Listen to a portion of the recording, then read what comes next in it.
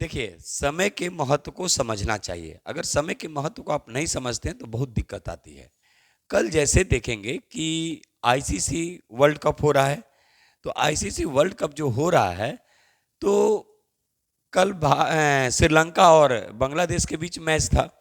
तो श्रीलंका और बांग्लादेश के बीच जो मैच जो चल रहा था, उसमें एक खिलाड़ी श्रीलंका के एंजेलो मैथ्यूज, ये टाइम आउट के शिकार हो गए।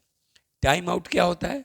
जैसे आप लोग सोचते होंगे, यार चलो ना 1 मिनट लेटे ना, एग्जाम देने गए पेन छूट गया। अरे एग्जाम देने जा रहे हैं, पेन छूट गया, कोई बात नहीं, आप क्लास में एंट्री कर जाइए, अंदर में किसी तरह रिक्वेस्ट करके पेन ले लेंगे। अब इनका भी यही चीज हुआ। इनका क्या हुआ कि इनकी हेलमेट टूट गई, और ये क्रीज पे पहुंचने से पहले अपने हेलमेट को क्रीज पे चलने दीजिए, क्रीज पे पहुंचने से पहले ही इनकी हेलमेट टूटी। तो अब ये हेलमेट बीच रास्ते में ही ठीक करने लगे।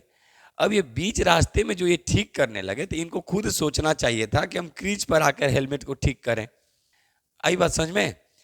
तो इसीलिए कहा जाता है कि समय के महत्व को समझा जाए, और जो समय के महत्व को नहीं समझता है, बहुत दिक्कत होती है।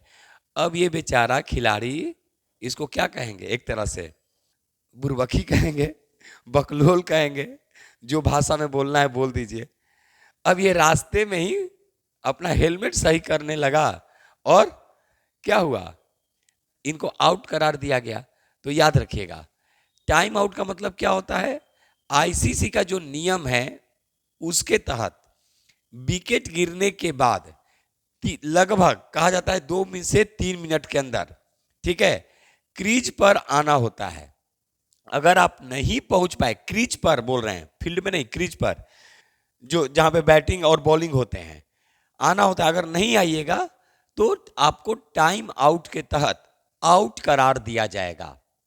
ठीक है, आउट करार दिया जाएगा। अब आपसे, अब यहां पे क्या है भाई, ध्यान दीजिएगा। तो श्रीलंका के एक अनुभवी खिलाड़ी एंजेलो मैथ्यूज टाइम आउट के तहत आउट होने वाले पहले खिलाड़ी बन गए हैं। अब ये जाके रिक्वेस्ट भी कर रहे थे, लेकिन अभी तो मैच देख ही रहे, चल रहा है एकदम पूरा।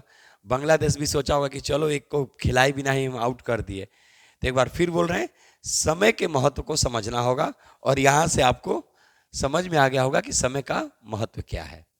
ठीक है।